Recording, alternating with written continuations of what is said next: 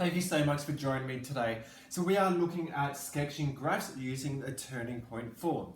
The first thing with the turning point form is we really need to understand it. So I'm just going to break it down for you and just write the turning point form equation, which is y equals a, then I've got brackets, x, take h, plus k. So h is, we know, is the intercept. H is the x value of the turning point, and I know k is the y value of the turning point. Another factor that I know straight away is a. If a is positive, it's going to be a min. If it's negative, it's going to be a max. So straight away here, I can see that my graph is going to be a maximum. Secondly, I can see that my turning point is going to be -1 because I do not take away normally. So I know my x is -1 and my y is 4. So 1, 2, 3, 4. So I know my point is right here. The only other point I need to help me graph this is the y-intercept. So I'm just going to go, well, here, if x is 0, what will y be? Well, easy. 0 plus 1 is 1. So y equals -0 plus 1 squared plus 4.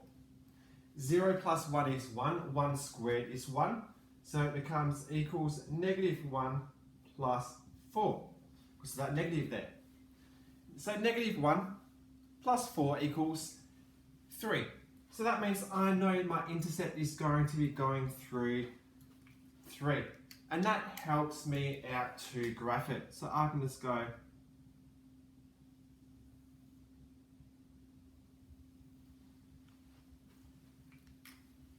and I have graphed my parabola. I could find the x-intercepts, but I don't need to.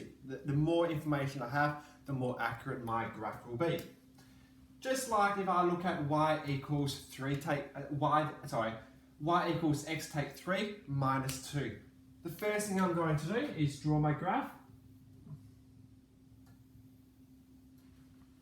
Next thing I'm going to be thinking about is my x and y value for my turning point. Based on the formula, I know x, so my turning point is x is 3, y is -2. 1, 2, 3, -1, -2. So x is 3, y is -2. So that's my min point right there.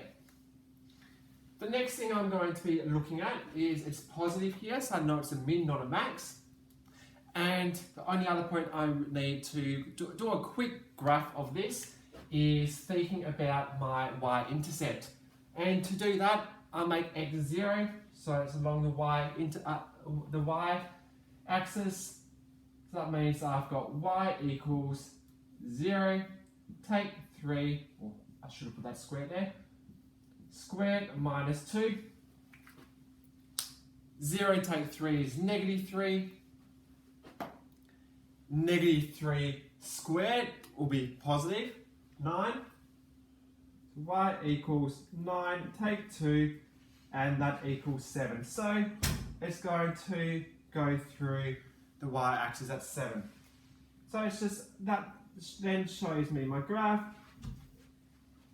And nice and easy, I have drawn my parabola.